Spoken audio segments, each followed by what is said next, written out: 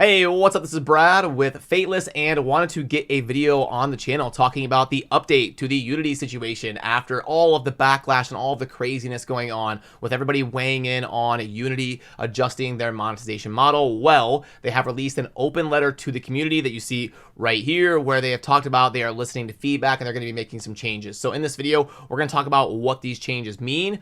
Is this letter being received positively? Is this going to change the minds of some of the developers out there that we're going to be abandoning Unity because of losing trust in them after that per install model was released, and give you some of the full context on the update here with Unity after their open letter to the community. Let's get into it.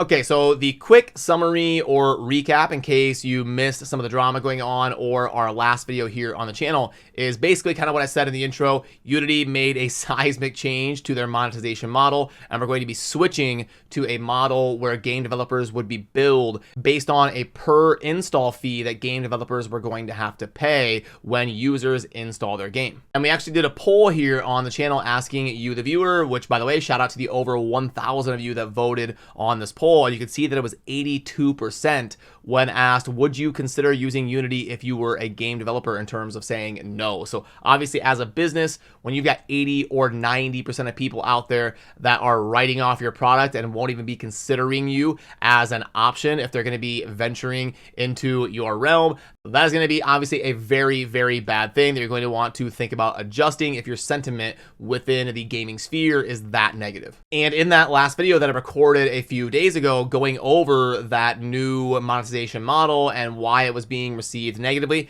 I actually kind of predicted that they would most likely be releasing something like this and making some changes and walking it back because of how negatively it was received. And if I had to guess, I bet we're going to end up seeing Unity walk this back a little bit and adjust this a little bit, because they are getting a ton of backlash and they're getting a lot of developers that are not going to want to use their product moving forward. So I guess thankfully we see that happening and they are willing to listen and make changes pretty quickly. So I will at least give them credit for that. They are making adjustments quickly and listening to what's out there. They're not going to be digging their heels in and doubling down. They are willing to listen and change it, which is a good thing. But a bad thing is, in my opinion, they probably should have seen this coming. I think it was pretty obvious. If you would have shown me the monetization model, I would have been instantly raising red flags. Like, this is going to be an abusable system. If you're charging small developers 20 cents per install, and this is obviously going to open up a door where things can get really bad really quickly for some of the people that need help the most, some of those indie developers that are trying to get their start in the gaming industry, and it's going to be hurting them the most compared to the big developers. So it's obviously going to be received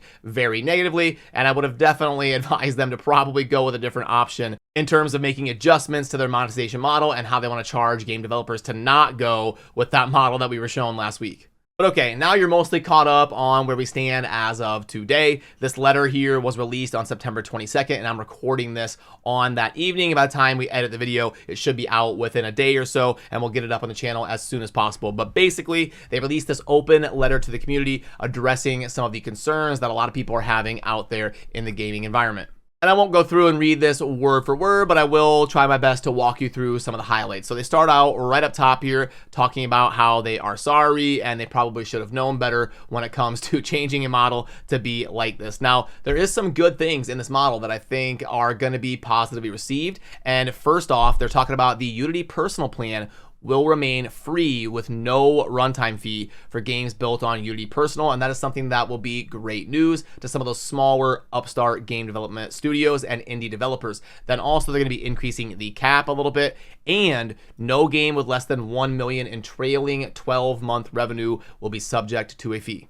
And then this next part was really huge. They've got the runtime fee policy will only apply beginning with the next LTS version of Unity. LTS in this context stands for long-term support. So the next long-term support version of Unity is only going to apply to games shipping in 2024 and beyond. So this was obviously a big concern. If somebody developed a game in 2019 and they didn't know any of this was going to be happening, now all of a sudden the monetization model gets seismically changed, and they're going to get slammed with bills and fees for something that maybe they wouldn't have done if they would have known back before they even started their game. And then now they're in too deep and they can't really make a change. They're just going to have to kind of pay these fees and eat that cost. That would have obviously been a big concern for a lot of people out there. So this is a big deal that it's only going to be applying the new updated version of the billing to 2024 and beyond for new games that are going to be coming out after they've hopefully had time to see the new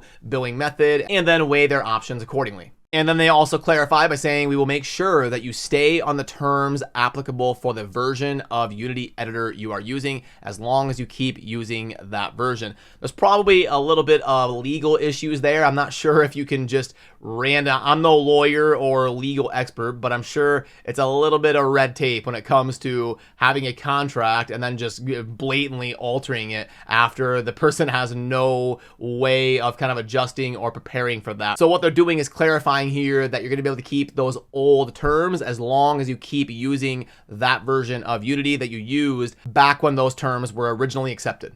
And then this next part kind of wraps it up and clarifies further where it says, for games that are subject to a runtime fee, we are giving you a choice of either a 2.5% revenue share or the calculated amount based on the number of new people engaging with your game each month.